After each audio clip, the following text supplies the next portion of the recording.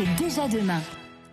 Il est 6h54 sur RMC et RMC Découverte. Anthony Morel est avec nous, que ce soit pour les apéros Skype ou les réunions en télétravail. La visioconférence, ça devient notre quotidien. Ouais. Et vous avez quelques trucs et astuces pour avoir l'air impeccable en toutes circonstances. C'est important parce qu'il faut être honnête, là, après quelques semaines de confinement, télétravail... On se relâche tous un peu, c'est vrai. Non, mais niveau habillement, niveau rasage, niveau maquillage, on n'est pas forcément au top. Or, c'est important. Alors, quand on est avec ses amis, apéro Skype évidemment, mais quand on est avec des collègues, avec des clients peut-être, évidemment, il faut être au top. Alors, des petits trucs et astuces, il y a des trucs tout bêtes. Par exemple, truc tout bête, bien régler la webcam, la mettre en face de ses yeux. Éviter les vues en contre-plongée là, qui donnent un double menton, c'est pas forcément très flatteur. Bien éclairer la pièce où on se trouve pour pas avoir l'air d'un zombie, être face à une fenêtre, ça c'est l'idéal. Et puis surtout, on va pouvoir aller plus loin. On va pouvoir truquer numériquement son apparence, améliorer virtuellement son apparence. Il y a des petits outils, par exemple dans Zoom, qui est un des logiciels les plus utilisés, pas forcément un des plus sécurisés, mais enfin c'est un autre débat. C'est dans les paramètres, vous avez une petite case à cocher, filtre beauté. Et en fait, on va en fait lisser votre visage numériquement, on va gommer les cernes, on va améliorer votre apparence, un peu comme les filtres beauté qui sont utilisés par les influenceurs sur les réseaux sociaux. Beaucoup, on trouve ça maintenant dans les logiciels de visioconférence. Ça va même encore plus loin que ça. L'Oréal vient de lancer une ligne de maquillage virtuel pour les visioconférences.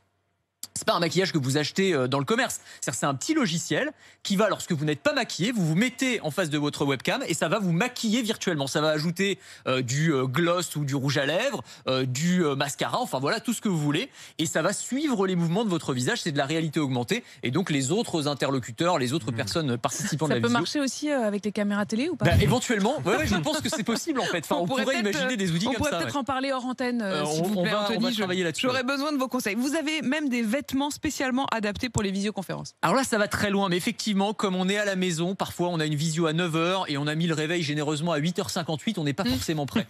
Une start-up japonaise a mis au point le pyjama chemise. Le pyjama chemise, ça c'est formidable. Le haut de la tenue, voilà, ce qui est cadré par la webcam, c'est une chemise très classe. Vous pouvez ajouter une cravate, tout est bien, mais le bas de la tenue, ce qu'on ne voit pas à l'écran, c'est un pyjama ou un survêt, un truc un peu ample, pas très très classe, on va le dire comme ça.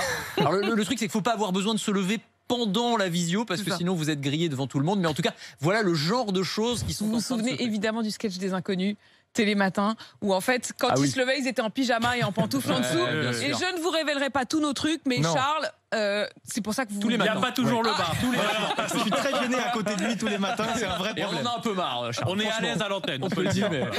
Anthony, ceux qui ont besoin de motivation en télétravaillant tout seul à la maison, vous avez aussi des solutions pour eux? C'est ça, parce qu'il y a les visios, on est avec les collègues, mais il y a un moment on se retrouve aussi tout seul devant son écran. Et on procrastine, voilà, on va sur les réseaux sociaux, etc. Un petit outil qui s'appelle Focusmate, c'est l'ami... l'ami qui vous aide à vous concentrer, voilà, on va le dire comme ça. Et en gros, vous allez être mis en relation avec quelqu'un que vous ne connaissez absolument pas, qui est lui aussi en télétravail. Vous voyez par sa webcam et lui voit par la vôtre. Et donc en gros, c'est un outil. C'est même pas un outil de surveillance parce que vous. Non, c'est un site de rencontre. Et ça peut se terminer comme ça. Ça peut être un match à la fin. Pourquoi pas. Mais en tout cas, le fait de savoir que quelqu'un est à côté de vous, même virtuellement, et qui peut voir un peu ce que vous faites, ça évite que vous n'alliez trop traîner sur les réseaux sociaux. Voilà. Non, parce que vous disiez, c'est quelque chose qui vous aide à vous concentrer. Je me disais que peut-être votre ordinateur vous lancez des petites décharges électriques pour vous allez très loin. Vous avez tendance éventuellement à vous endormir. Je sais pas, vous pouvez peut-être. Non, mais Imaginez ce genre de stratagème. On peut tout imaginer, effectivement. Non, mais je vais regarder. Ça peut peut-être exister dans le cerveau détraqué de certains. Le pire est toujours possible. Merci beaucoup. Merci Anthony. J'ai adoré les vêtements spéciaux pour qu'on ne voit que le haut. Merci.